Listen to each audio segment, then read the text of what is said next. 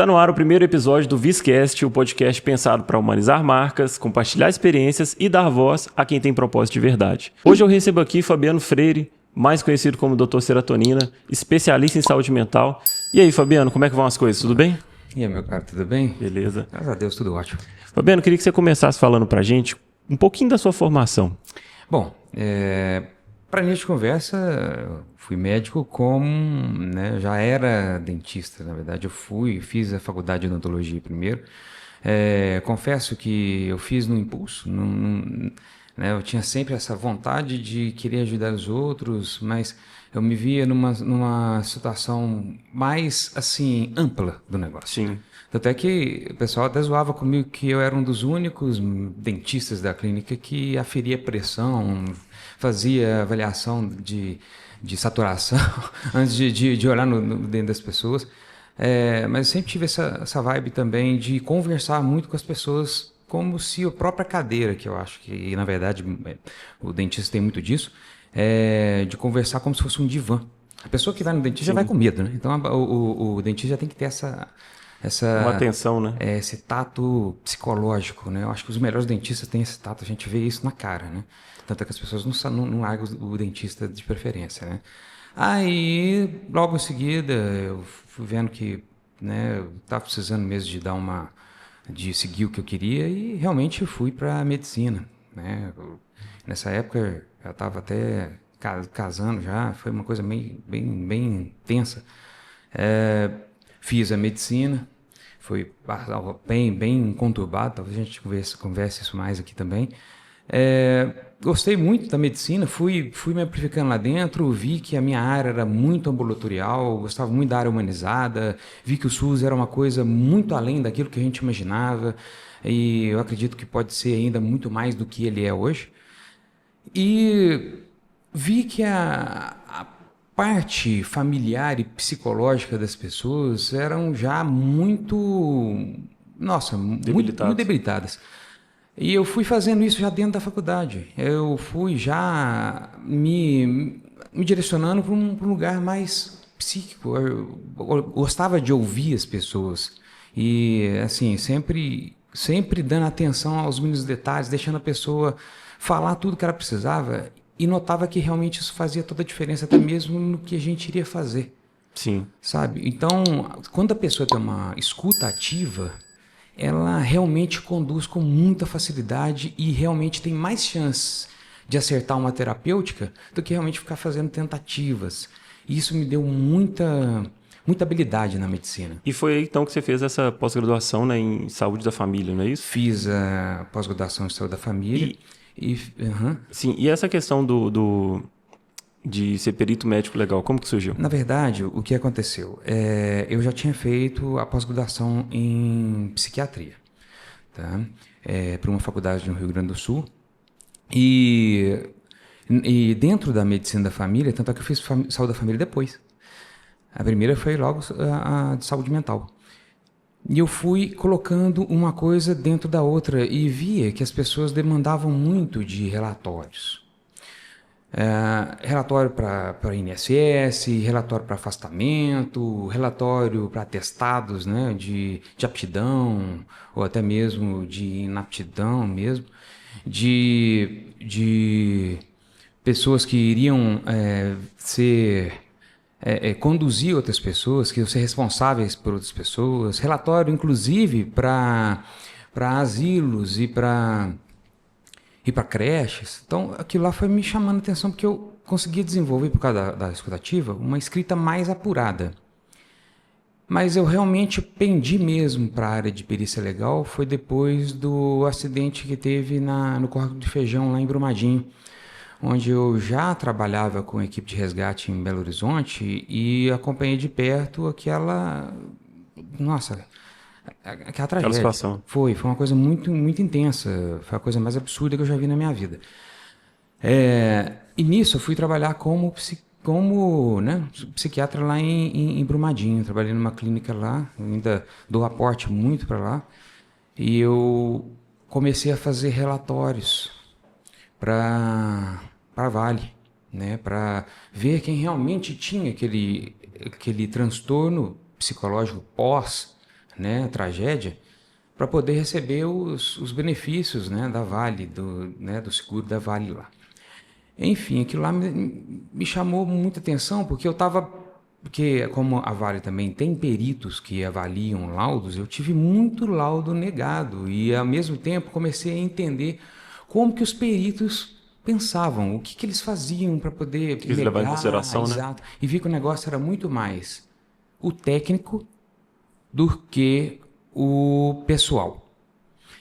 A gente às vezes vai no médico do INSS, é uma coisa muito interessante, a gente acha que o médico do INSS, ele é um médico, na verdade ele é um advogado, o cara ele é muito perito na área administrativa, de direito, perdão. O que acontece? As pessoas vão lá esperando o médico e sai de lá chateado, ele nem me olhou na minha cara, na verdade ele não precisa. Ele precisa pegar o laudo, ver se está tudo dentro dos nexos causais e realmente ceder o benefício lógico, né? ou não. Às vezes as pessoas chegam lá mancando e não precisa de ver a pessoa mancando, precisa ver se realmente o laudo foi feito por um ortopedista, se o ortopedista pediu realmente as coisas necessárias do nexo e se a pessoa toma as medicações que estão ligadas àquele transtorno, aquele problema. Se tiver tudo certo, ele vai encaixando e assim sim, é isso aí. Sabe? Certo. Ô, Fabiano, e só para poder... E foi justamente nessa que eu resolvi fazer o curso de perícia médica. E nessa correria aí, então, porque como você atua em várias frentes, né? Você atende em várias cidades também, atende online, né? Eu queria que você contasse para mim um pouquinho de como é que é a sua rotina, assim, o dia a dia. Bom, puxado, como de todo mundo, para falar a verdade, né? Hoje não tem quem tem uma vida leve, não. Tá todo mundo aí nessa correria, né? Então... Na verdade, a minha vida é de segunda a sábado. Não vou falar que é de segunda a segunda, porque domingo, realmente, graças a Deus, eu sempre tiro domingo para minha família. De segunda para terça, basicamente, eu faço 36 horas. Eu acordo de manhã, vou para Mateus Leme no CAPS, volto do CAPS para o plantão em Itatiaia-Sul, onde eu atendo no setor de emergência lá, né, no pronto atendimento lá, da policlínica. Volto para terça-feira direto para o CAPS, onde vou até, né, assim, às 17 horas. No outro dia também eu estou no CAPS, na quarta-feira, que na terça, na quarta, quinta-una. Eu tiro o consultório somente para fazer nas quintas-feiras. Pego o consultório Mateus Leme, pego o consultório aqui, faço consultas online mesmo na quinta-feira também. Sexta-feira estou no CAPzinho em Pará de Minas. A cada 15 dias eu estou no plantão de novo no sábado, né, lá em Itatiaia-Sul. E no terceiro sábado do mês eu estou à noite no plantão em Itatiaia-Sul também. Então eu tenho um sábado livre por mês, vamos falar assim. Nossa, só de você lembrar a sua rotina, eu já fiquei impressionado. E nesse sábado do mês eu ainda faço consulta online, então é corrido. Eu sei que é corrido, mas... Mas dia de semana você atende online também? Atendo. Tá. Mas sabe, é muito interessante, porque isso volta justamente àquela frase que é a coisa mais impressionante do mundo. Quando a gente descobre o que gosta, a gente não trabalha nunca mais na vida, né? A gente realmente faz, é empolgante. Sim, sim. Ô Fabiano, e eu sei que o Dr. Serotonina surgiu na época da pandemia, né? Sim. E foi uma época de muita desinformação, mas hoje também tem tanta informação e tanta fake news ali na internet. Como que você permeia, como que você se informa no dia a dia? Tá, primeiro a gente tem que se basear, né, da onde vem a informação. Tá? E infelizmente hoje, João, nós estamos nessa rotina, nesse ímpeto dopaminérgico de ter que ser tudo rápido. Os jornais mesmo, nos grandes noticiários, já passaram para 1 minuto, para reels, para posts, né, para shorts.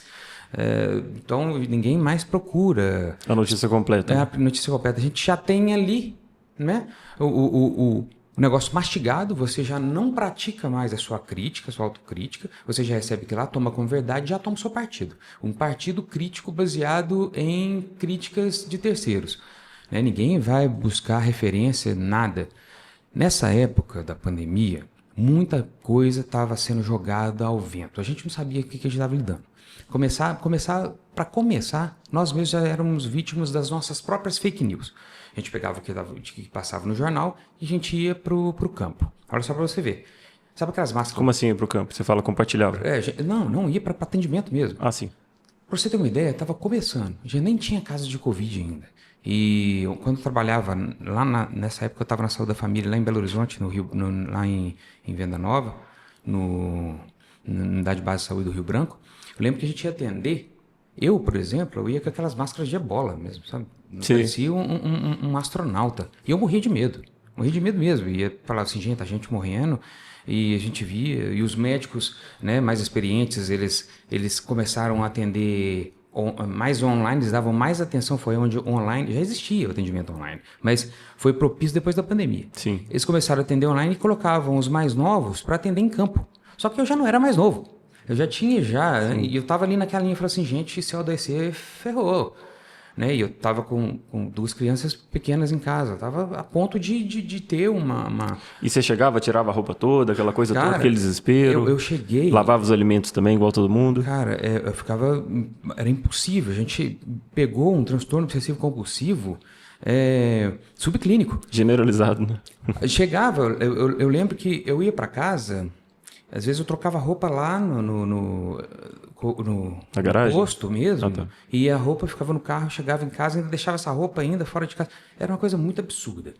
E todo dia eu tinha aquela sensação de não voltar para casa. Eu lembro direitinho que eu fui conversar com o epidemiologista da rede, o Dr. Argos, um colega até de infância mesmo, né, ele até daqui de Itaúna. Conversei com ele falou assim, Fabiano, olha, para ser sincero, eu até falei com ele assim, olha, eu estou pensando em alugar um flat, não voltar para casa, e assim, porque eu estou colocando minhas crianças em risco. Então, e ele virou para mim e falou assim, Fabiano, olha, deixa eu falar uma coisa para você, não faça isso, porque se você falecer, você não vai nem ver seus filhos. Eu falei, mas os meus filhos, assim, crianças têm sistema imunológico nato. Né? Então, eles vão reagir melhor, porque eles têm uma resposta imunológica melhor, mas você não. Então você volta para casa, sabe? Porque a chance de você morrer sem ver seus filhos é muito maior do que você chegar e realmente transmitir isso para os seus filhos de forma grave. Sim, tá? sim. E aí foi quando eu comecei a estudar. Eu falei assim, cara, eu vou fazer o seguinte, deixa eu parar de me basear em o que está chegando e vou realmente estudar. Eu aproveitei que a gente tinha contato com médicos até de fora. A gente estava naquela linha de inter-relacionamento e uniu muito a área médica no mundo todo. E a gente começou a conversar e viu que algumas coisas eram aplicadas lá fora, que não eram aplicadas aqui. Começamos a aplicar, começamos a basear em evidências. Eu comecei a pegar mais, foi a época que eu mais li artigo científico na minha vida. Legal. E eu falei assim, cara, tem muita coisa que está sendo dita que não tem nada a ver com o negócio, cara. Puxa, E aí você foi contar isso pra galera. Eu falei assim, quer saber de uma coisa? Ninguém tá falando sobre isso, eu vou... Cara, deixa eu contribuir, dar meu um centavo de contribuição, pelo menos para quem pode me ouvir. Liguei a câmera e comecei a falar. Na época eu tinha um canal de ASMR. Olha só pra você ver. Gostava de ASMR, gostava muito sabe, dessa vibe. Até hoje eu escuto ASMR para dar uma tranquilidade para mim poder dormir.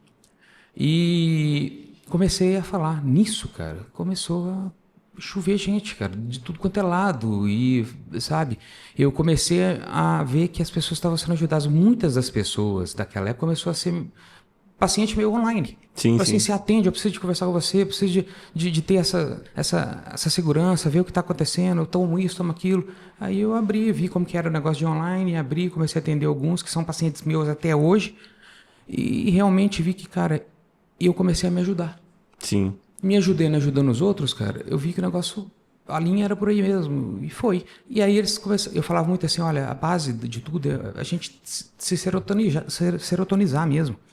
E aí o pessoal começou a me chamar de doutor serotonina. O que é a serotonina? A serotonina, cara, é um hormônio que ele é produzido no organismo, que ele estabiliza o humor da pessoa, ela deixa a pessoa mais... equilibrada. Melhor. É o hormônio da felicidade, vamos falar assim. É lógico que tudo em excesso é mal, né? Inclusive a serotonina. A gente tem efeitos serotonérgicos que são assim, que fazem efeito rebote, você fica hiper ansiosa e tudo mais. Mas essa molécula, é esse hormônio que é necessário para que a gente possa sobreviver a qualquer tipo de intempérie ruim para nossa psique. Ou seja, a pessoa que está com baixa serotonina no organismo é uma pessoa mais triste, ela tende a ter pensamentos negativos, tende a amplificar pensamentos psicóticos, tende a desorganizar com o tempo. Sim. Fabiano, e a gente vê hoje nas redes sociais, a gente brinca muito, né? Até no WhatsApp eu tenho várias figurinhas de CAPS, aqui é o seu lugar, procurar amanhã, marcar meu psicólogo amanhã sem falta, enfim, tem várias figurinhas e a gente vê esse papo acontecendo. Como que você enxerga essa questão desse tabu que tem, né, em relação à saúde mental e como que eu vou saber se eu tô com a minha saúde mental em dia? Perfeito. Nossa, excelente pergunta, cara, porque as pessoas, elas não sabem o que é o CAPS. E elas estigmatizam muito o CAPS. Você tá lá todo dia, né? Tô no CAPS segunda em Mateus Leme, terça e quarta aqui em Itaúna e sexta-feira em Pará de Minas no CAPS I infantil. Sim. Né? Então, o que acontece? O CAPS, né, que é o Centro de Atenção Psicossocial, né, psicossocial, é o único lugar da rede de saúde, incluindo rede particular, tá? Sim. Que é especialista, que tem as melhores pessoas, que tem as pessoas mais humanizadas para atender, entender e dar uma resposta terapêutica efetiva para uma crise. E quando eu falo crise, é crise mesmo. Por quê? Dentro do consultório particular, você não consegue administrar uma crise. Porque você marca uma consulta, né? A pessoa, se entrar em crise no consultório, tem que chamar o SAMU, certo?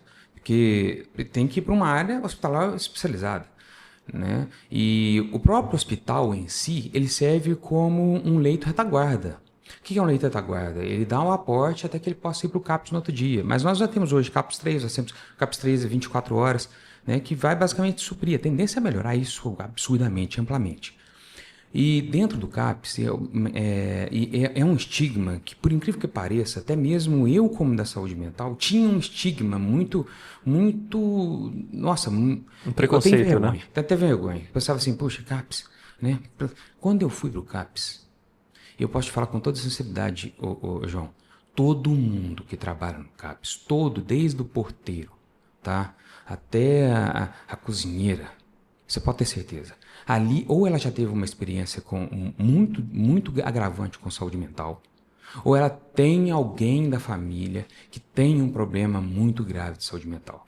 Então, você vê no atendimento, sabe, um toque muito mais assim, humanizado. Sim, Tá? uma dedicação mesmo. Eu não digo de referência e contra-referência, porque isso até faz mal numa terapia. Não, mas eles veem isso como eu também posso estar desse lado. Legal. Porque já aconteceu. Inclusive, já sofri de depressão também. Eu sei o que é estar ruim. Me conta, como é que foi você falou no início aí que você começou a fazer medicina, te levou a alguns motivos. Eu lembro que uma vez você até comentou comigo que chegou a trabalhar de Uber. Então, eu queria que você me contasse um pouquinho. Cara, eu já trabalhei de tudo que você possa imaginar. Eu acho que eu sou o Severino da saúde. O mais interessante, cara, naquela época... Cara, eu não tinha muito recurso, eu era casado, graças a Deus a minha esposa já tinha passado num concurso público e ela já, né, nossa, a Aline não existe, o casal ele tem que ser assim, a união perfeita daquilo que te falta. Sim. Né? Se você quer encontrar uma pessoa que vai pro resto da sua vida, vê isso. Você vai ver nela justamente o que falta em você. Ela vai completar aquilo e automaticamente ela vai identificar coisas que faltam nela em você. E, cara, vira uma coisa assim, fantástica. Sim. Cara, ela segurou a onda bacana. Eu tinha alguns recursos que, enfim, né, até mesmo de questões da minha mãe mesmo, falecida mãe, que ela deixou. Meu irmão, que era médico, ele apoiou bastante. Meu pai é um pai assim, que eu me baseio até hoje, que deu todo o aporte. Mas ainda era um recurso fazer uma faculdade de medicina, principalmente particular. Eu tinha uma, né, eu tinha, como fala, não era um FIES, sabe? Era um programa dentro da escola. Uma bolsa. Uma bolsa porque minha mãe era professora, meu pai é professor. Então, você tem uma vantagem de hoje que o professor tem, infelizmente. Sim. Né, o professor tinha que ser o salário mais... Tinha que ser mais bem remunerado, né? Com certeza, cara. Isso aí, é por isso que isso aí tem que mudar. Quando mudar isso, a gente vai ter um país de primeira. Diferente, né? Com certeza. Exato. O que acontece? Aí eu tinha essa bolsa, mas o recurso ainda era pouco. Então eu tinha que fazer muita coisa. Quando eu estava fazendo medicina, eu já trabalhava com plantão odontológico, dava plantão odontológico. E eu cara, naquela época, o Uber estava começando, eu falei assim, vou entrar nessa também. sabe? E a gente ia, fazia Uber, saía da faculdade umas 4 horas da tarde, por aí, pegava Uber até umas 10 horas da noite, voltava para casa, não fazia de madrugada também, porque na época a gente tinha muito medo, se bem que era mais seguro, porque a pessoa que pegava o Uber já tinha que pagar um cartão, então você sabia quem que ia, né? Hoje você paga com dinheiro, já nem sabe quem vai entrar, Sim. enfim. E os dias de plantão, fazia Uber, fazia... Isso foi bem antes de você começar a faculdade de medicina, né? Não, na verdade foi quando eu estava... Durante a faculdade? No início da... Não, você já não era formado ainda, não? Não. Entendi. Tanto é que um dos melhores colegas meus, o Jordan, que é médico também, um abraço, Jordan, se você vê isso aí, cara. Ele, na época, eu conheci ele, a gente estava fazendo internato lá no Odilon Berens, cheguei no finalzinho, a gente tinha medo de Uber, porque a gente estava sofrendo retaliação taxista, e a gente ficava assim até esperar tocar, né? E a gente ficava lá esperando, né, e tal, mexendo no celular, como se estivesse lendo alguma coisa, ou jogando joguinho. Aí chamava.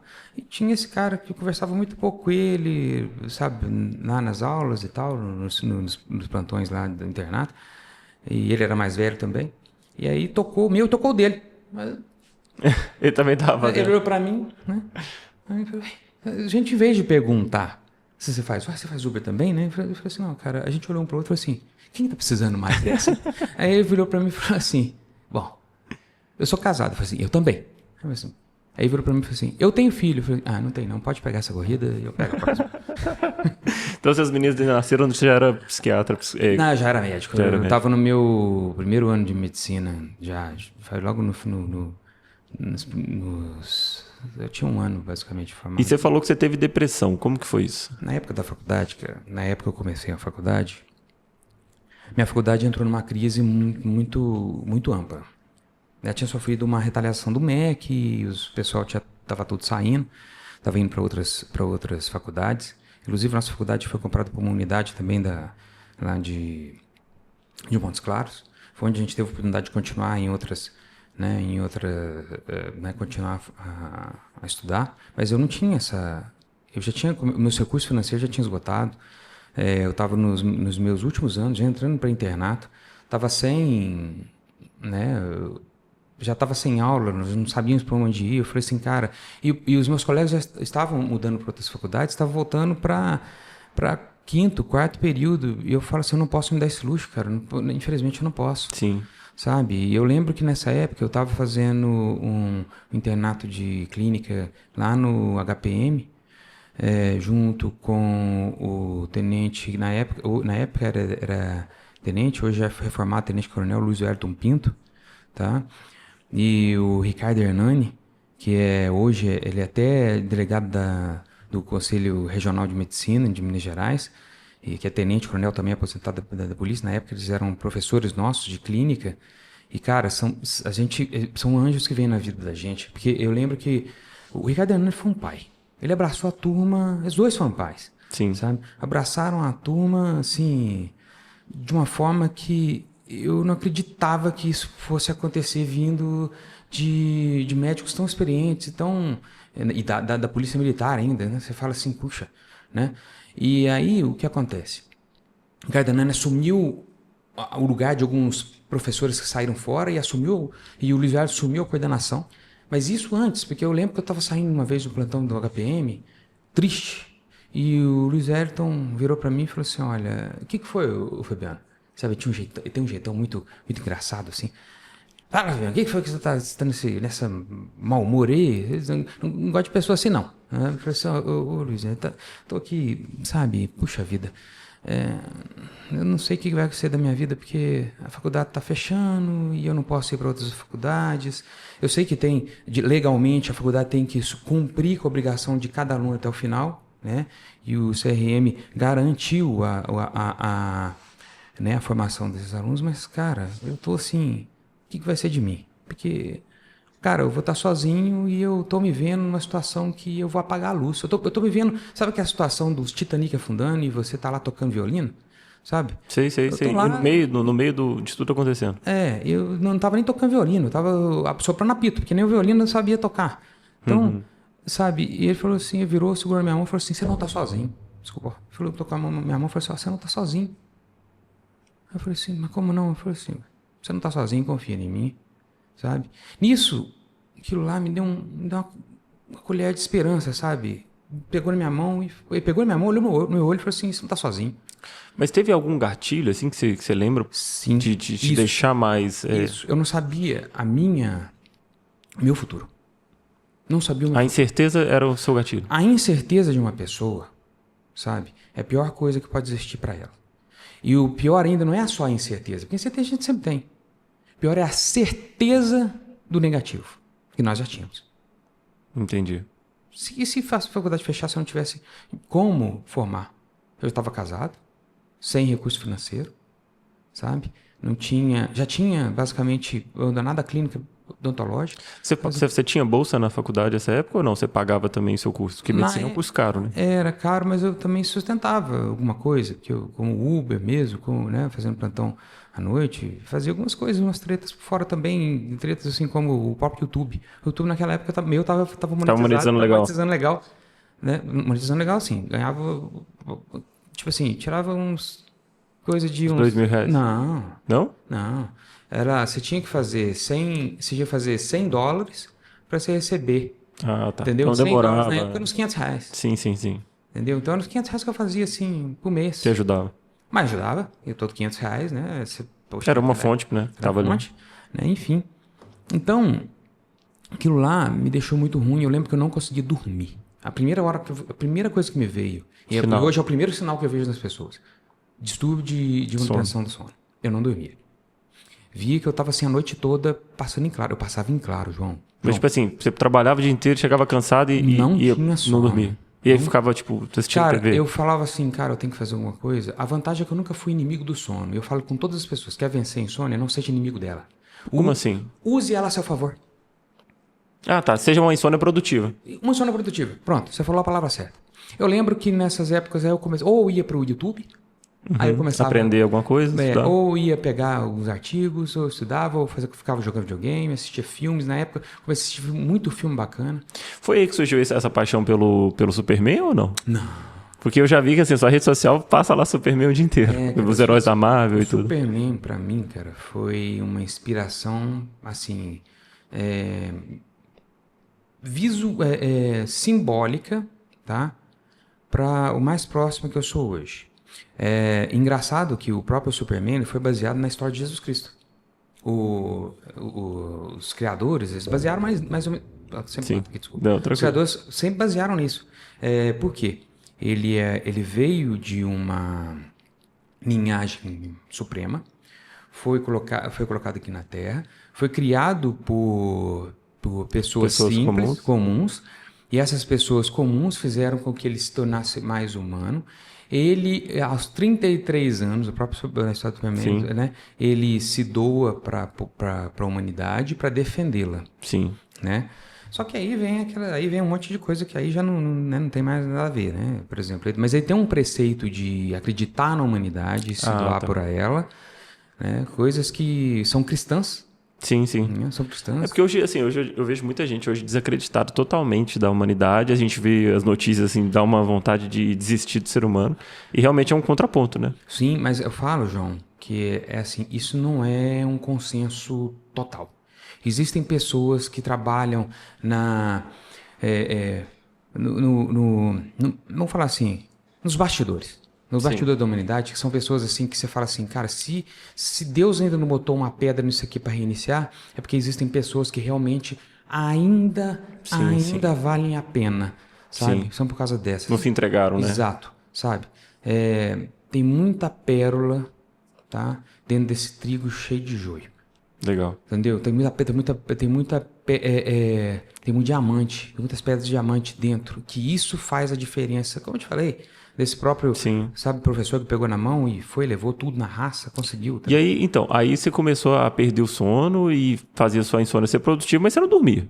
Não dormia. Na verdade, eu sabia que minha esposa, né, eu ia para hoje ela sabe disso. Ela ia para cama e eu ia para cama junto com ela. Aí ela dormia, e aí eu levantava, ia para a sala, e na sala eu começava a fazer as coisas. Ou fazia alguma filmagem para o YouTube, ou então eu estava assistindo um filme, estava jogando videogame, estava lendo alguma coisa, estava produzindo.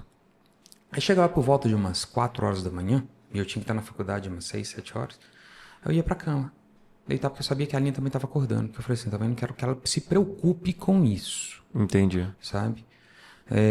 Que eu sabia que iria atrapalhar, inclusive. Nessa época você não tinha filhos ainda? Não.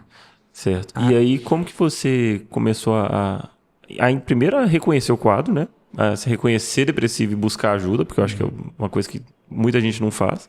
Como que você reconheceu isso, deu esse passo, e como que foi esse tratamento, né? Primeiro eu comecei a ver que eu estava tendo alguns pensamentos muito, muito ruins. Sabe? Pensamentos intrusivos muito amplificados negativos. Sabe? Mas como o meu irmão já teve depressão e já tratou isso, eu via isso, eu já sabia reconhecer isso. Então eu já sabia que isso era um quadro depressivo. Entendi. Sabe? Então eu falei assim, cara, tá errado. Na época até eu comecei a tomar uma medicação, né? Eu conversei com os professores, na época tinha um professor que era psiquiatra, o Júlio César, que é psiquiatra inclusive, né? E eu perguntei para ele, falei assim, olha, cara, para você que é novo, toma essa medicação, enfim, eu comecei a tomar, não era um sedativo, mas comecei a ficar um pouco mais tranquilo. Naquela época, eu comecei a correr muito também. Uma das épocas onde eu tinha perdido bastante peso também. E eu fazia muita corrida, morava perto da Bandeirantes, da Avenida Bandeirantes, lá em Belo Horizonte. Eu ficava correndo ali, sempre de tardezinha corria. Então, ainda via que a endorfina ajudava muito a estabilizar o meu quadro instável da depressão de baixa serotoninérgica. Olha só pra você ver. Complicado. Isso tudo eu entendi porque eu corri atrás. Sim, pesquisando. Eu falava assim, cara, tudo tem uma ligação e tal, como é que eu faço para aumentar isso aí, né? E vi que a alimentação também fazia parte, e eu comecei a falar, não, cara, vou fazer melhor isso aí, tá? Aí eu via que realmente eu estava deprimido. Entendi. Mas aí você começou a tomar uma medicação que melhorou um pouco o seu sono e... Melhorou a minha tolerância. Tolerância de quê? Minha tolerância é sobre o estresse, a ansiedade. Eu consegui, porque as pessoas vão conversando com você, você vai ficando mais estressado. Na ansiedade é isso. Aí é onde você quer isolar. Existe o isolamento ruim e existe o isolamento bom, né? Solitude é diferente de solidão. Com certeza. Se você entender a sua paz, se isolar não é tão ruim assim. Se o que lá te dá paz, beleza. Sim, com Fica certeza. na sua e pronto, acabou. É isso aí. Sim. Tem até um livro do Brennan Manning que chama Convite à Solitude. Que realmente a solitude está ligada ali à espiritualidade, autoconhecimento. É totalmente diferente da solidão, que é o isolamento, né? Ô, Fabiano, e em relação... Aí você começou a fazer seu tratamento. Você lembra quanto tempo durou isso? Quando que você tirou essa medicação? E outra coisa que eu fico em dúvida também. A depressão, ela tá geralmente associada à ansiedade junto ou não? Cara, tanto a ansiedade não tratada pode levar a uma depressão por exaustão. Cara, você vai ficando tenso com aquilo, tá? Como a depressão lhe causa ansiedade. Entendi. Tá? Elas são amplamente ligadas. Tanto é que tem o transtorno misto ansioso-depressivo. Entendi. Sabe? E inclusive, a ansiedade e a depressão estão em outros transtornos, como até esquizoafetivos, nos bipolares. Existe o bipolar misto, existe o bipolar ansioso, existe o bipolar depressivo, sabe? Entendi. Existe o esquizofrênico ansioso. Então, olha só para você ver, o medicamento antidepressivo, hoje, ele é um medicamento necessário em basicamente quase todos os tratamentos, e não só da psiquiatria. Olha só para você ver, uma pessoa que tem dor crônica, ela tem ansiedade, ela tem depressão, ela sofre com aquilo. Então, o ortopedista também leva uma medicação. Você falou de dor crônica, eu lembrei aqui do canabidiol. Você tem uma especialização nesse sentido também, né? Eu fiz pela IFA. Então, o canabidioide hoje, na verdade, o CBD, eu trabalho mais com CBD, tá? Sim. Que é diferente do THC, porque o THC é mais alucinógeno, né? O CBD, ele tem uma ação antidepressiva e ansiolítica muito importante.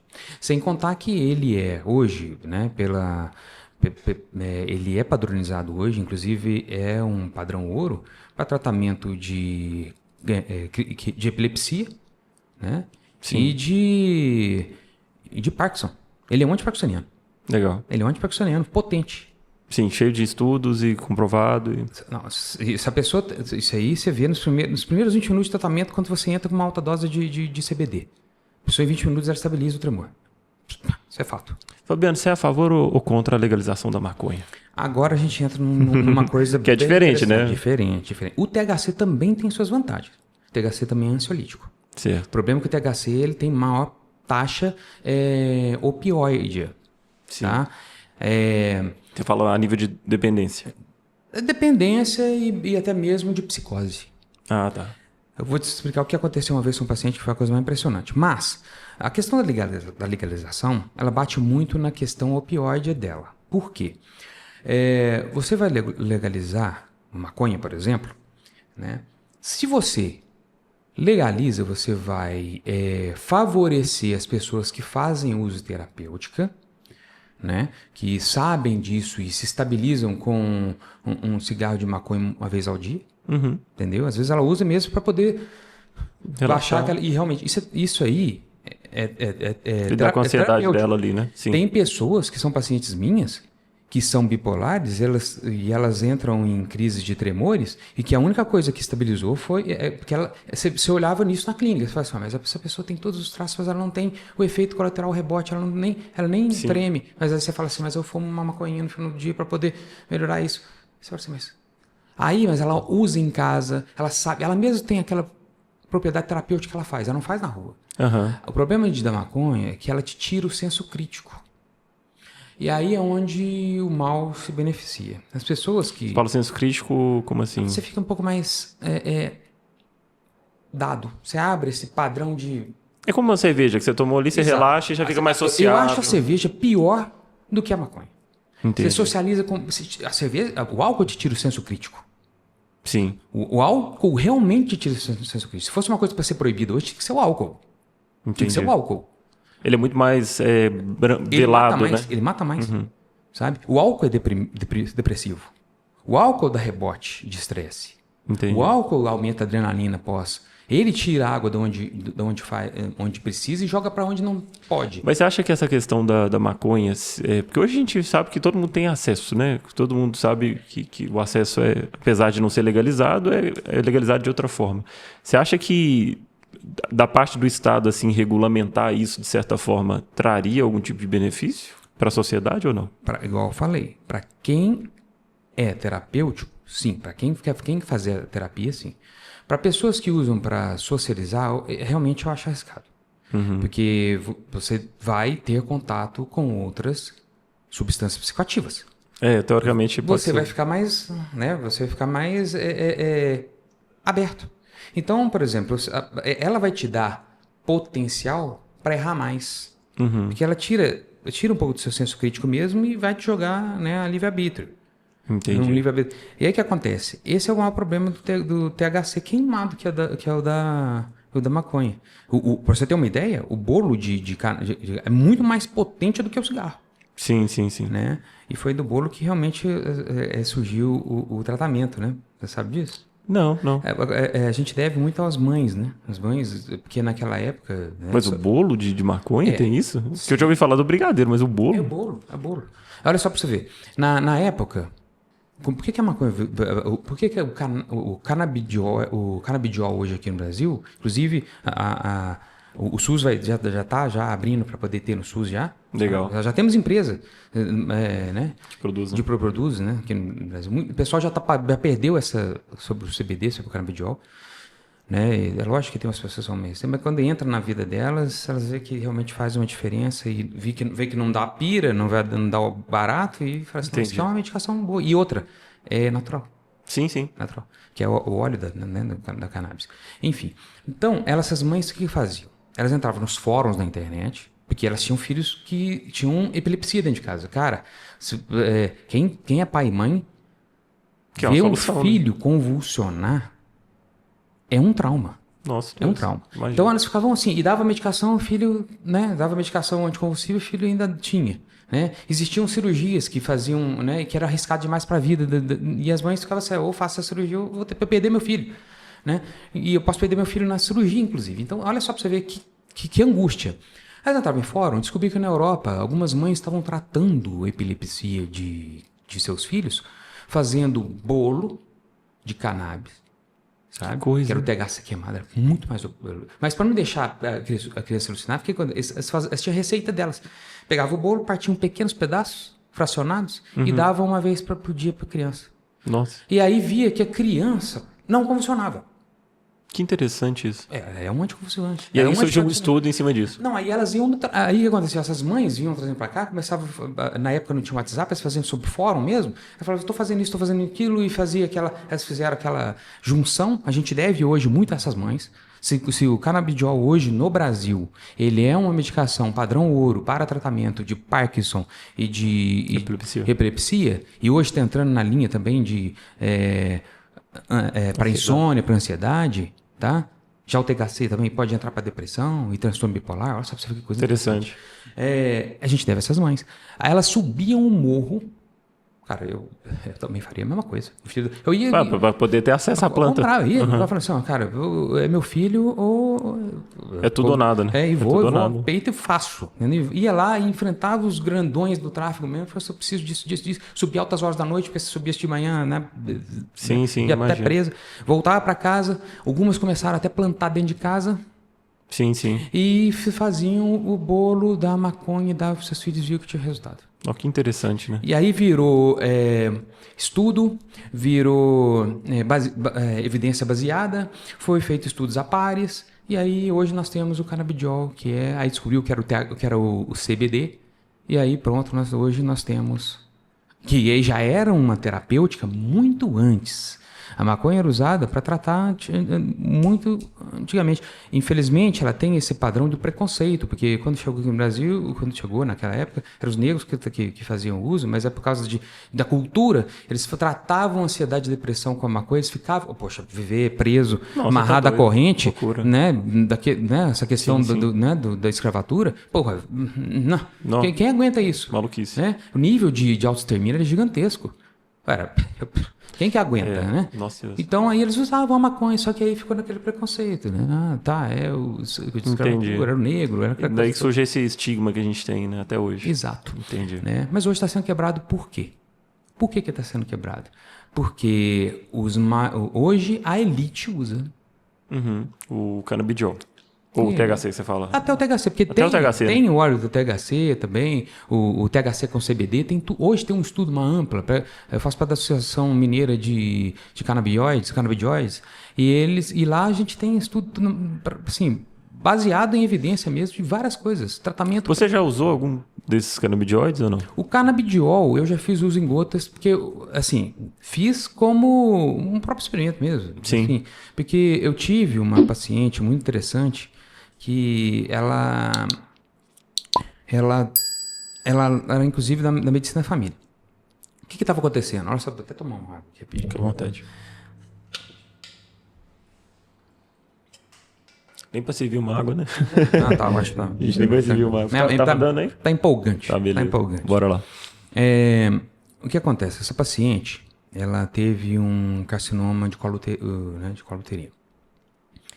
E eu fazia visita domiciliar, porque ela não conseguia nem andar, não conseguia ir para o posto de saúde, ir para lá e tal. E ela sentia muitas dores. Dores de tudo quanto é jeito que você possa imaginar. Essa pessoa, essa moça, é nova, inclusive. Os filhos dela, eu olhava, eu já tinha, né, eu estava com meus filhos já, né, eu olhava e falava assim, a gente faz essa contra-referência. Eu olhava e ficava olhando e disse, nossa, velho, por que isso, sabe, acontece e tal. E é nessas horas eu acho que Deus dá aquela... dá aquela... Sim. peteco na sua orelha, sabe? E graças a Deus a gente faz isso. Eu faço isso muito. Antes de sair, ajoelho, bato o joelho no chão, faço me uso como instrumento, porque eu sou instrumento. Cada dia pode ser uma coisa. Eu sou instrumento. Entendeu? Eu posso não ser, eu não posso não saber. Mas se o senhor me iluminar, mesmo se eu errar, eu vou acertar. Legal. Enfim. Eu tava lá, falei assim, olhei e falei assim, na época eu já tava, né, terminando eu estava no metade do curso de canabidioides. E aí eu falei assim, e ela estava tomando morfina. Pesado. 4 vezes ao dia. Nossa Deus. Sabe? E tudo isso de dor? Dor. Ela falou assim, doutor, não vou nem inquietar, a dor tá demais. Ela tomava tramadol, que é opioide. Sim. A própria morfina, que também é opioide. Sabe? Tomava anti-inflamatórios em alta dose. Por causa da dor e tal, fazia quimioterapia. Aí eu vi aquilo lá e falei assim, o marido dela, cara, assim, você vê a angústia. É porque não pode fazer nada, né? Todo Impotência mundo. ali, não pode fazer nada. Sabe? E ela tentando fazer aquilo ficar mais leve por causa dos filhos e tal, ficava vendo ali, você entrava ali, você já entrava, sabe? E aí falou assim, cara, por que não usa a porcaria do canabidiol aqui, cara? Cara, me veio assim de uma hora, por que não usa? Sabe? Aí você já tinha estudado, mas ainda estava assim, em estudo ainda. Estava em estudo. Eu sabia que tinha uma ação efetiva para dor crônicas, sabe? E como ele é uma medicação que promove o relaxamento muscular, eu falei assim, cara, isso pode dar muito certo. Sim. Mas assim, foi muito rápido, cara. Você não tem essa velocidade para pensar tudo isso. As coisas vêm na sua cabeça de uma forma que você não sabe o que aconteceu. Por isso que eu falo, cara, é Deus agindo. É a única explicação. Sim. Sabe? Aí, beleza, entrei ali e falei assim, olha, vamos fazer o seguinte, vamos usar canabidiol. Aí o marido dela virou e falou assim, mas você vai dar maconha? Eu falei assim, olha, ela tá usando cocaína, pô. Ela tá usando morfina. Uhum. Eu falei, pô, morfina todo dia, essa mulher tá dependendo de morfina. Eu prefiro 1000 vezes a maconha do que a cocaína, nesse ponto. Sim. Então, vamos fazer o seguinte, vamos fazer o experimento, sabe? Na época era caro, mas a família falou assim, não, a gente consegue. Ele foi assim meio, ela mesmo falou assim, olha, doutora, eu quero. Ela tava assim numa se eu colocasse assim, vai comer areia, ela comeria areia na mesma hora. Nossa. E ela aí foi, ô João, eu não sei, hoje eu não sei quantos dias foram, tá? Porque foi assim uma coisa tão absurda que entre o uso e a melhora clínica, eu não consigo presumir quantos dias foram. Ela chegou no consultório, andando. Bem. Com o marido. Para renovar o canabidiol. Ó, que legal. Ela chegou e falou assim, doutor, eu preciso... Na época a gente tinha que fazer aquele... Receituário diferente. Hoje ainda é no receituário azul, mas a gente tinha que fazer aquele termo de responsabilidade. Hoje nem precisa do termo de responsabilidade mais. Ah, tá. Aí ela virou e falou assim, doutor, eu quero renovar porque eu tô aqui, tô sem dor.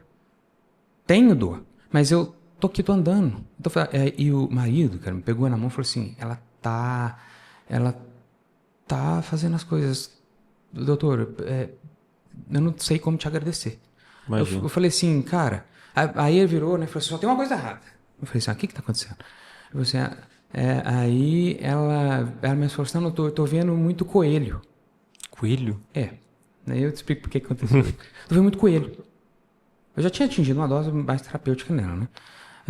Eu falei assim, tá vendo coelho?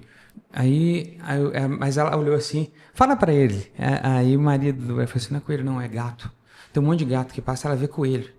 Ela falou assim, não, eu sei que eu tô vendo, eu sei que é gato, mas eu vejo coelho. Eu virei pra ela assim, você tá bem? Mas fora isso também, não, tô super bem. Eu sei que é, mas é um delírio alucinatório, mas é crítico. Sabe? Sim. Eu sei que é mais por causa da alta dose que eu tô tomando e tal. Aí eu falei assim, olha, prefiro que você veja o perna longa. Mas você fique bem. Top, bom demais. Sabe? E aí eu fui ver depois que ela tinha comprado, né? Tinha comprado com uma dose de THC, sabe, no CBD. Aí tem essa questão um pouco mais alucinante, mas controlada. Então, entendi. Cara, essa foi a linha. Não, interessante, bem interessante. Fabiano, e assim, a gente falou no início ali do CAPS, né, do preconceito que o pessoal tem. O que você já viu de mais, assim, engraçado? Porque CAPS você atende toda hora, de madrugada. Quais foram os casos que você enfrentou ali no CAPS que te desafiou? Enfim, você é uma pessoa muito religiosa também, né? Tem uma fé muito forte. Como que você lida ali no CAPS? O que você enfrentou ali que você... Cara, o que mais para falar a verdade, o que mais me choca é o CAPS-I. Tá? O CAPS o quê? O CAPS infantil. Ah, tá. Hoje eu tô vendo mais pacientes em permanência dia no CAPS infantil do que no CAPS normal. Isso me assusta. Isso me assusta um pouco, porque são os adultos daqui a alguns dias. São os pais, são as famílias de alguns dias. Mas com todo tipo de crise? Todo porque tipo de crise. A pessoa que vai no CAPS ela está tendo um ataque psicótico, teoricamente. Uma crise de ansiedade, né? Ansiedade, depressão, esquizofrenia, psicose, e aí tem o CAPS infantil. dependência química. Lógico que tem também, né, os autismos, os bipolares, né, os próprios déficit de atenção com hiperatividade, mas tem os TODs, né, os desafiadores, né? Os opositores desafiadores, né? Que hoje está sendo normal porque hoje está tudo muito rápido e a velocidade de informação, a velocidade de raciocínio tem que ser maior. E no CAPS vocês administram medicação, assim? Administra, se precisar a gente faz in loco lá, injeção, tudo mais, né? É igual eu falo. Tem enfermeiro, uma equipe Tudo, toda ali? técnica de enfermagem, sabe? Tem tudo. Aqui Itaúna não tem CAPS, né? Tem. Eu trabalho no CAPS 2, aqui que tá ficando 3, o CAPS 3. Tá. Aqui tem um CAPS Nossa, AD. tô muito por fora. Eu achei que era só ali. Aqui tem um CAPS álcool e droga. Olha só. Dependências químicas. O doutor Pablo, colegão meu, um abraço, Pablo, excelente médico psiquiatra que também atua na questão de álcool e drogas aqui em Itaúna, que também atende lá em Pará de Minas. E o CAPS infantil? Me conta mais disso.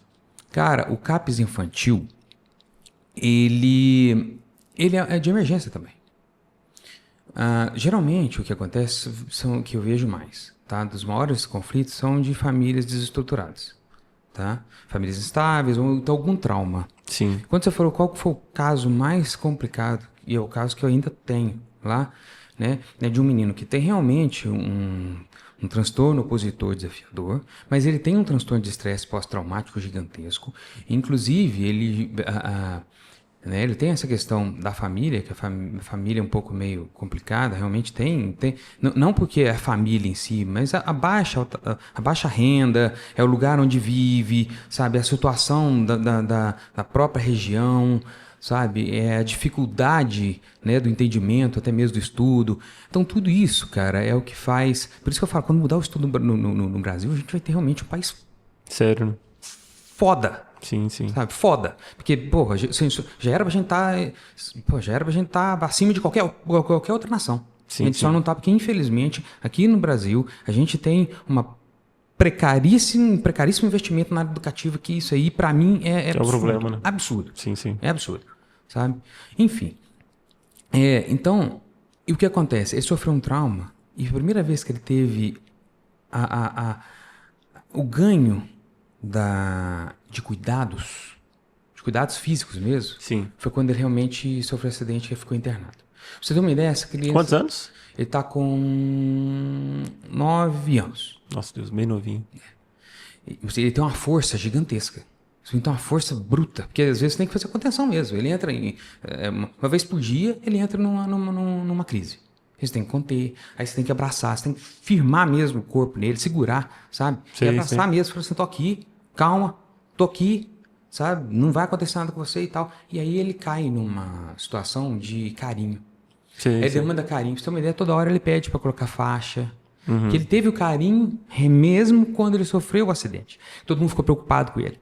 Entendi. E ele já tinha essa questão né, da agitação, do transtorno. Ele tem, inclusive, uma hiperatividade gigantesca, sabe? É lógico que ele tem outros diagnósticos associados, mas hoje ele é uma criança de crise. Entendi. Sabe? Uma coisa é você fazer uma contenção no adulto. Outra coisa é fazer uma criança. Sim. Sabe? Você não tem como. Você vira para a pessoa e fala assim, olha, você atende crianças e não tem uma referência contra referência, é quase impossível para quem é pai e mãe. Sabe? Você chega lá e fala assim, puxa, não, aqui tem que ser, aqui eu tenho que fazer o que eu faria para o meu filho e eu tenho que enxergar meu filho nele, porque senão não vou conseguir fazer o meu melhor. Fabiano, e no caso, nesse CAPS infantil, tem psiquiatras especialistas como se fossem pediatras ou não? Na verdade, quem atua no CAPS são médicos com pós-graduação em psiquiatria, né? E tem uma atualização ou graduação em psiquiatria infantil. Ou então estão lá desenvolvendo sua prática infantil, fazendo o curso, sabe? Enfim. Então, eles têm primeiro já são emergencistas, né? Médicos já tratam com emergência, né? E eles têm esse tato psicológico. Eles sabem o que eles estão lidando. Sim. Eles sabem do sofrimento da pessoa, né? Mas eles têm uma melhor performance em atendimento infantil. Não chega a ser como um pediatra. Pediatra é pediatra e pronto, criança adoeceu é pediatra. Entendeu? Você sabe que realmente, pronto, é ele que vai, sabe, voaçar com o negócio. Sim. Né? Mas a questão psicológica ali é sua. Você sabe o que está acontecendo. Muitas das vezes a gente trabalha junto com o pediatra. A gente vai... Aconteceu isso recentemente. sabe? Eu fui chamado, me assombrou bastante que numa única sexta-feira fui para a UPA de Pará de Minas para dar aporte a 3 tentativas de autoextermínio de criança. De criança? Entre 11 e 14 anos. Que bizarro. Foi bizarro. E aí que entra um grande problema. Na quarta-feira anterior, tinha tido uma tentativa de autoextermínio que caiu na rede e caiu na mídia social. E isso inflamou outras crianças que pensavam desse jeito. Olha só pra você ver o tanto que é perigoso. Perigoso demais. Sabe? É perigoso. Aquele negócio de controlar a mídia é uma coisa que, assim, tem uma dupla face aí. Tem o perigo da liberdade, mas tem também o perigo do não controle. Né? Exato. Você vai cortar muito o direito de expressão da pessoa, mas você vai inibir algumas coisas nessa situação perigosas, também. Né? Perigosas para criança, para pessoas que não têm essa crítica do que está consumindo. Né? Autocrítica, isso. Ô, Fabiano, e no caso você tem 2 filhos, né? Tem. E como que você lida com eles em relação a essa tecnologia, acesso ao celular, YouTube? Cara, a gente tenta fazer da melhor forma possível. Não existe uma receita de bolo, sabe? Até falo com a Aline que a gente vai ter que fazer alguma coisa também para ajudar. E aprender também. Sabe? Até falo que vamos fazer uma coisa junto, vamos filmar alguma coisa para poder passar o que a gente faz e receber também o feedback para a gente poder fazer. Mas, assim, todo pai e toda mãe erra. Não tem jeito, sabe? Sim, vai errar de um jeito ou de outro. O que a gente tenta fazer é o mínimo possível para a exposição, né, de saber o que eles estão consumindo, ter horário, saber controlar aquilo lá, saber que está no nosso controle, não no deles. Sabe?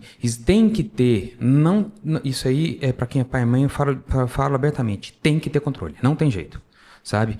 Tem que ter alguém ali que vai falar mais, não estou falando de bater não, mas controle, voz ativa, olhar no olho, falar não, aqui é assim, o pai não tem que ser amigo, o pai tem que ser pai e mãe tem que ser pai e mãe, eles não podem ser amiguinhos, porque vai chegar uma hora, sabe, que ele vai comparar você com os amigos dele.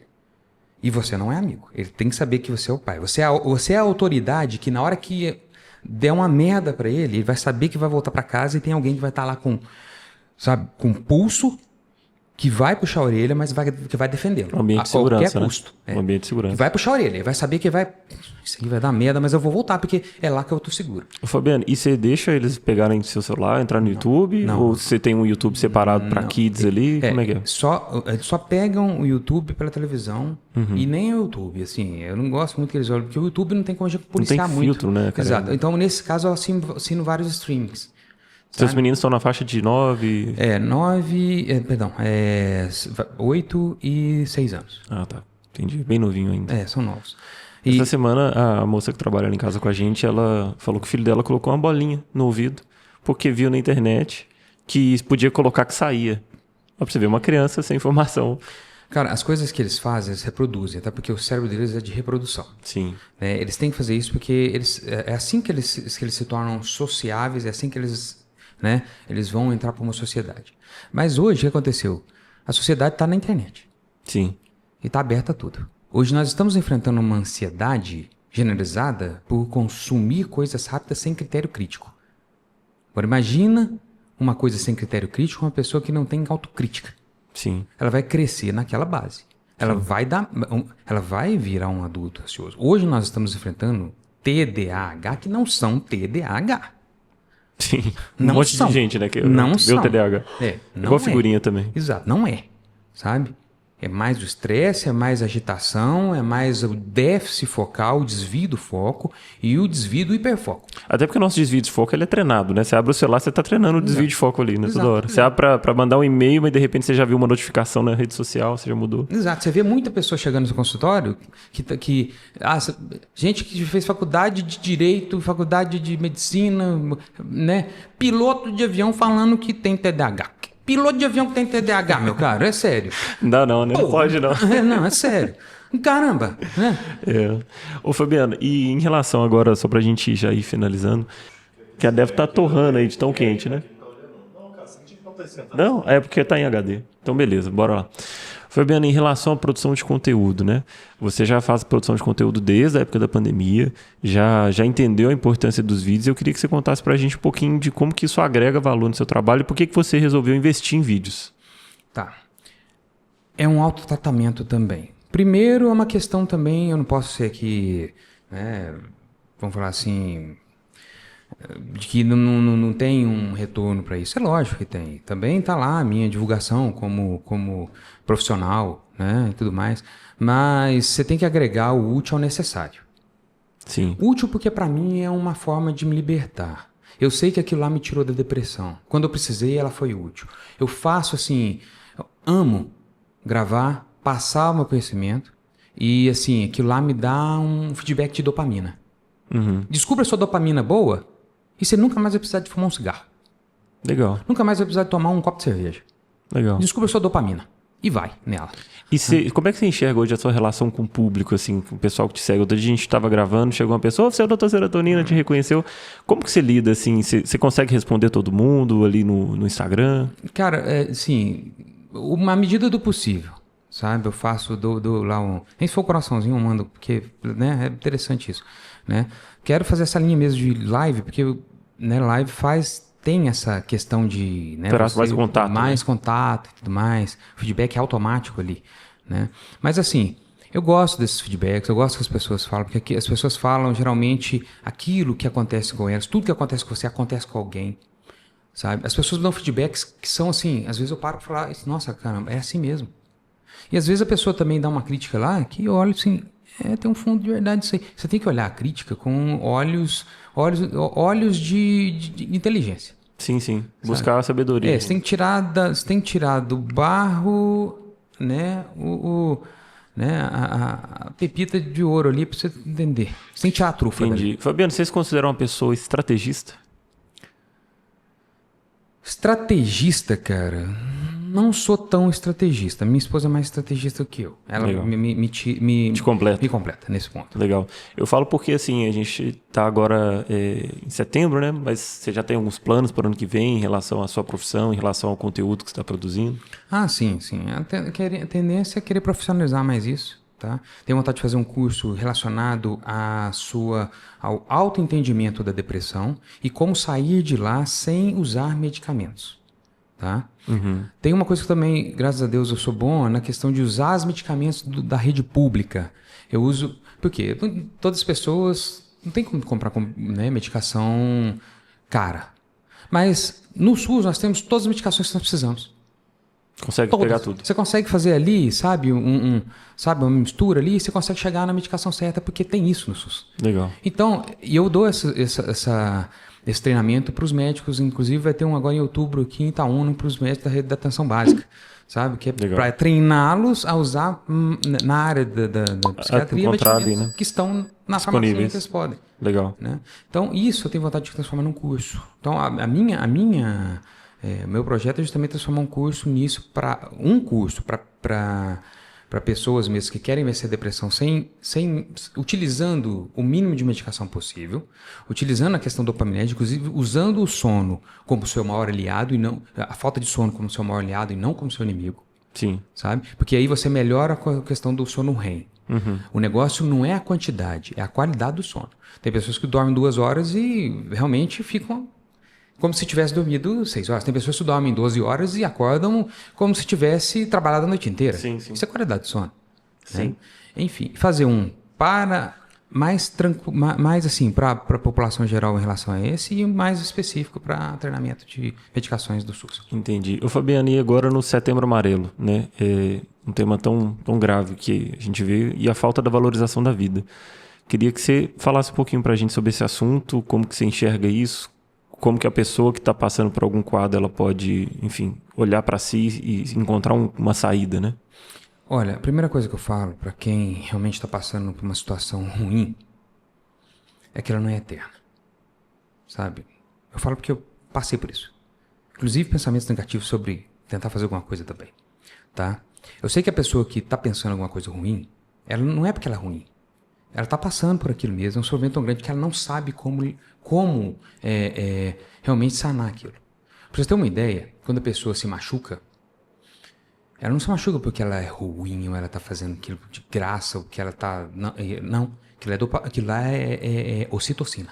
O corpo entende que quando a gente machuca, ele libera alta dose de ocitocina. A ocitocina é um analgésico altamente serotonérgico e dopaminérgico. É o do abraço também, né? A ocitocina é o hormônio do abraço também ou não? Também. É dopaminérgico, né? Converte dopamina e tudo mais. Então, o que acontece? A pessoa se alivia. Se você está na dor,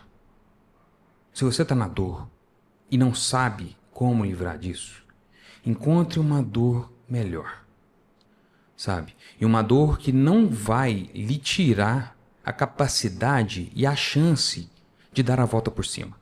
Por quê? Quando a gente quer acabar com tudo, a gente quer acabar com o nosso sofrimento. Mas você tem uma coisa que eu aprendi e estou vendo cada vez mais, inclusive na área médica, científica e também espiritual, é que a consciência é consciência. A consciência é consciência. Eu não posso dizer aqui que o que tem depois ou o que é agora, eu não faço a mínima ideia, mas eu tenho certeza de uma coisa, consciência é consciência. Eu acredito que isso aqui não acaba aqui e continua na consciência. Quando a gente, por exemplo, uma coisa é você ter a oportunidade de mudar o jogo. A outra coisa é você não ter nenhuma oportunidade de mudar o jogo e continuar sofrendo por aquilo. Então, o que acontece? Você está naquele sofrimento a ponto de não saber o que está acontecendo? Para e somente respira. Só respira. Sabe? Só respira. Você não precisa de mais nada. Só respirar. Tá? E outra. Entenda que é uma dor. E não existe dor que dure para sempre, porque o seu organismo ele é treinado para sanar aquela dor. Não tem jeito. Ela vai. Aquele momento de sofrimento, ele é curto, por incrível que pareça. É igual um sonho ruim. O pesadelo, ele leva poucos segundos, mas para quem está no pesadelo são horas. Mas vai passar. É igual quando a gente está naquela paralisia do sono. Não sei se você já ouviu falar disso, quando você está querendo. Parece que a sensação que a gente está querendo acordar, mas a gente não levanta nem. Sim. Isso é angustiante para quem tem. Demais. Eu tive isso quando eu fiz uma cirurgia que eu não estava sentindo minhas pernas voltarem. E eu queria que ela voltasse, eu não conseguia. Você sabia que são só 5 segundos? É mesmo? Se você parar, respirar, esperar 5 segundos, você vai acordar. Só que você não consegue. Você quer acordar de qualquer jeito. Você fica tentando abrir o olho, você tenta fechar a perna, você tenta gritar. E são 5 segundos, você não consegue entender, porque para 5 segundos, para quem está em transe, são horas. Uhum. Entendeu? Então, é a mesma coisa. Você está num transe. Só respira. A única coisa que você precisa é respirar. Sabe? Respira. Seu corpo vai soltar a ocitocina. Porque não há dor que persista para sempre. O organismo, ele entende isso. Ele vai dar esse suporte para você. Sabe? Ele vai dar. Só que a gente quer a resposta imediata. Então, a única coisa que eu falo, tá nesse impulso, respira. Para e respira. Tenta limpar a mente. Imagine um quadro negro onde não tenha nada escrito. Nada escrito.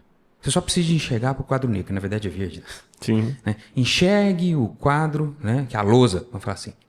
Enxergue a lousa. Eu falo isso para todo mundo. Tá nessa crise, enxergue a lousa e comece a respirar. Comece a respirar. Você respire com o nariz, inspire 4 segundos, expire por 3 segundos e assim faça. Automaticamente, a adrenalina que está ali naquela hora, ela vai ser frenada pela noradrenalina e aí o que acontece? Seu coração vai começar a frenar, porque quando a gente respira muito rápido é mais oxigênio, mais adrenalina solta. Essa é a primeira etapa que você tem que cumprir. Essa é a primeira etapa. Quando o coração desacelerar, aí você começa a escrever na lousa. Você escreve o problema que você está passando, tá? O seu corpo, a sua mente é visual, não tem como, ela tem que entender isso. Você escreve o que você está passando e automaticamente você coloca um porquê. Você tem que achar uma resposta para aquele porquê. Quando você faz isso com o seu cérebro, coloca um porquê, você dá dopamina para o seu cérebro. Porque o cérebro funciona como? Ele precisa de problemas. Problemas palpáveis, tá? Por isso, quando eu falo que a pessoa tá com aquela psiquismo, sem problema, ela vai entrando numa frenesi muito grande, porque o cérebro tentando resolver um problema que não tem problema, como. Né? Ele cria problema para resolver um problema que não existe. E aí ele cria um problema que não tem resolução e vai criar um outro problema para resolver aqui que não existe, vai virar aquele ciclo ruim. Para e enxergue somente o quadro, a lousa. Respira nessa mesma frequência. Quando você sentir que seu coração parou de palpitar, comece a escrever na lousa. O que está acontecendo? O que foi? Qual é o problema? Discuti com a minha esposa. Discuti com a minha esposa. Por quê? Ou com o meu marido. Aí coloca embaixo. Por quê? É assim que a gente funciona. Por quê? Aí, por que eu discuti com ela? Beleza. Foi questão financeira? Questão financeira. Puxa mais uma setinha. Por quê? Porque eu gastei em, vamos supor, em jogos. Gastei em jogos. Por quê? Vai fazendo uma trilha. Isso. Seu cérebro ama isso. Ama. Legal. E automaticamente você vai estar liberando ocitocina e dopamina. Se você não melhorar em questão de meia hora, vá para aí sim você pode. Mas você já vai estar com o coração, você vai estar com uma crítica melhorada, porque você está desenvolvendo uma organização, psíquica. Aí sim você liga para o SAMU. Aí você liga e chama, estou precisando porque eu estou em crise, preciso de ir para o hospital. Legal. Mas aí você vai ter a crítica. Legal. Já consegue se organizar um pouco melhor, né? Ô Fabiano, e me conta um pouquinho das suas referências, assim, que você conhece, que te ajudou a chegar até aqui, ou de conteúdos que você consome, pessoas, canais, podcasts, o que você gosta de assistir? Cara, sinceramente, eu não tenho como não citar Pat Adams. Pat Adams. Eu não tenho como não citar Pat Adams. Sabe? Se a medicina hoje é humanizada, a gente deve a esse cara. Legal. A gente deve a esse cara. E na versão dele, sabe? Ele até em si, a gente aprende até mesmo a não se doar totalmente para um quadro de uma pessoa que a gente não entende. Sim. Que ele perdeu, na época, uma namorada por causa disso. Ela tentou fazer o que ele fazia e realmente foi para de um sociopata. O negócio deu muito ruim, sabe? Mas ele humanizou a medicina de uma... É aquele negócio, né? Deus coloca as pepitinhas, né? Por isso que, sabe, isso aqui não acabou ainda. Não vai acabar enquanto tiver essas pessoas circulando. Sim, sabe, com certeza. Aí, né? Então, ele fez isso pela medicina. Ele fez a medicina sair do eu sou o médico para eu sou o seu médico. Sabe? É muito fantástico isso quando você para imaginar. Não, com certeza. Porque você tá igual quando eu falo, quando eu tô num plantão, por exemplo, né? Cara, eu tô ali para isso mesmo. Eu não sou juiz, eu não sou polícia, eu não sou advogado, eu não sou nada, eu só sou médico, tô ali para servir. Não importa o motivo que a pessoa entrou no pronto atendimento, ela tá sofrendo por algum problema. Ela não tá ali simplesmente por estar ali, eu quero estar ali. Mesmo que ela vá ali, pelo menos só por um caso de um atestado, mas que tipo de sofrimento que a pessoa chegou para poder ter que, né, buscar aquele atestado? Sim. Você tem que... Aí que entra o Superman na minha vida, onde entra Jesus na minha vida, cara. Você tem que dar essa... Sabe? Às vezes você tem que dar um passo na fé. Com certeza. Você tem que dar um passo na fé primeiro. Sim. Sem entender, né? Sem entender. Exato. Você tem que dar um passo na fé. Dê a sua fé. Você nunca vai estar errando quando você faz isso. Com certeza. Sabe? E aí é onde vem as minhas referências. Tem que estar de coração aberto também pro novo, assim, né? Pra aposta que é a vida, né? Porque você não vai ter todas as respostas, todas as certezas. Então, andar de peito aberto, né? Com coragem, né? Diante dos desafios que vão aparecer por aí. Exato. Fabiano, muito obrigado. Valeu demais, foi um papo legal. Eu conversaria aqui o dia inteiro. Pois é, a gente ficaria. Pessoal, esse foi o Fabiano Freire, Dr. Serotonina, segue lá no Instagram. Se quiser conhecer mais conteúdo sobre saúde mental, sobre psiquiatria, canabidiol, depressão, ansiedade, TDAH, ele está falando lá disso o tempo todo. Um grande abraço.